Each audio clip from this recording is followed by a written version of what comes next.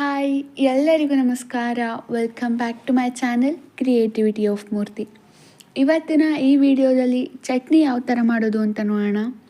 ಮೊದಲಿಗೆ ಒಂದು ಬಾಣಲಿಗೆ 1 ಸ್ಪೂನ್ ಎಣ್ಣೆನ ಹಾಕಿ, ಎಣ್ಣೆ ಆದಮೇಲೆ 4 ಹಸಿಮೆಣಸಿನ್ಕಾಯಿ, ಇದು ಬಾಡಿದ ಮೇಲೆ ಸ್ವಲ್ಪ ಶುಂಠಿ, ಕರಿಬೇವು, 4ರಿಂದ 5 ಹೆಸರು ಬೆಳ್ಳುಳ್ಳಿನ ಹಾಕಿ ಇಷ್ಟನ್ನು ಬಾಡಿಸ್ಕೋಬೇಕು.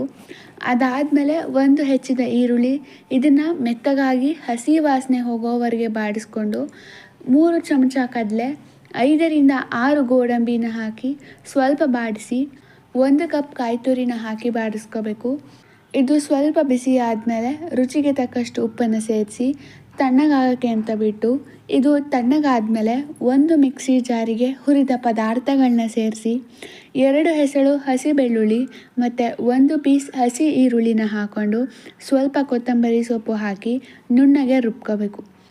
ಒಗ್ಗರಣೆಗೆ ಎಣ್ಣೆ ಕಾದಾದಮೇಲೆ ಸಾಸಿವೆ ಸಿಡಿದ ಮೇಲೆ ಕರಿಬೇವು, ಒಣಮೆಣಸಿನ್ಕಾಯಿನ ಸೇರಿಸಿ ಈ ಒಗ್ಗರಣೆನ ರುಬ್ಬಿದ ಚಟ್ನಿಗೆ ಸೇರಿಸಿ. ನೀವು ಕೂಡ ಈ ರೆಸಿಪಿನ ಒಂದು ಸಲ ಟ್ರೈ ಮಾಡಿ.